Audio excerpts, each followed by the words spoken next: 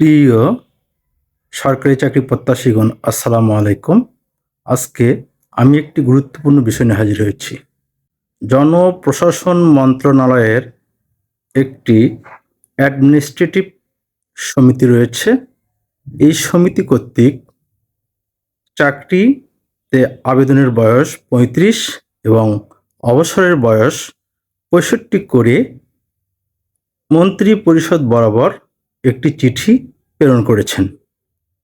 সেটি মন্ত্রিপরিষদে চিঠিটি গ্রহণ করা হয়েছে, কিন্তু এখনও সিদ্ধান্ত হয়নি যে চাকরির বয়স ৩৫ এবং অবসরের বয়স ৬৫। কিন্তু যদি চাকরির আবেদনের বয়স ৩৫ এবং অবসরের বয়স ৬৫ বছর করা হয়, তাহলে এটি এক ধরনের শুভঙ্করের ফাঁকি হয়ে দাঁড়াবে। কেননা এতে পদ ফাঁকা হবে না। এজন্য শূন্য পদের জন্য আরও ৫ বছর অপেক্ষা করতে হবে। তারপরে আবার চাকরির বয়স বৃদ্ধির জন্য আন্দোলন করতে হবে। সেজন্য আপনাদেরকে ঐক্যবদ্ধ হয়ে শুধু চাকরিতে ঢোকার বয়স বাড়ানোর জন্য প্রস্তাব করতে হবে এবং আপনাদের মধ্যে জনমত গড়ে তুলতে হবে।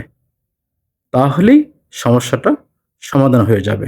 তাছাড়া যদি ৩৫ এবং ৬৫ করে, তাহলে এতে আমাদের মতো যারা সরকারি জব করে তাদের জন্য ভালো হবে, কিন্তু যারা চাকরি প্রত্যাশী তাদের জন্য এই বয়স ৩৫ এবং অবসরের বয়স ৬৫ এটি একটি ভয়ঙ্কর রূপ হয়ে দাঁড়াবে। তাই যারা চাকরি প্রত্যাশী, আপনাদেরকে ভেবে চিনতে পা ফেলাতে হবে এবং প্রধান উপদেষ্টা বরাবর আপনাদেরকে একটি অনুলিপি দিতে হবে, যে বলতে হবে যে চাকরির আবেদনের বয়স বাড়াতে হবে এবং এর সাথে যদি চাকরির বয়স ৫৯ থেকে ৬০ করা হয়, তাহলে মোটামুটি সামঞ্জস্যতা চলে আসবে। তাছাড়া এই চাকরির বয়স ৩৫ করেও আপনাদের কোনো লাভ হবে না। এতে আপনাদের ভোগান্তি বাড়বে, আপনাদের টাকা খরচ হবে এবং বিভিন্ন সমস্যা জর্জরিত হবেন।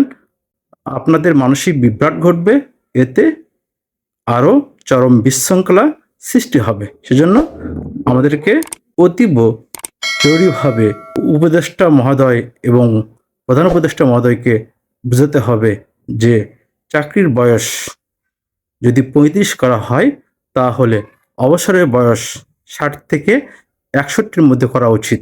তাহলে আপনারা ভালো ফল ভোগ করতে পারবেন।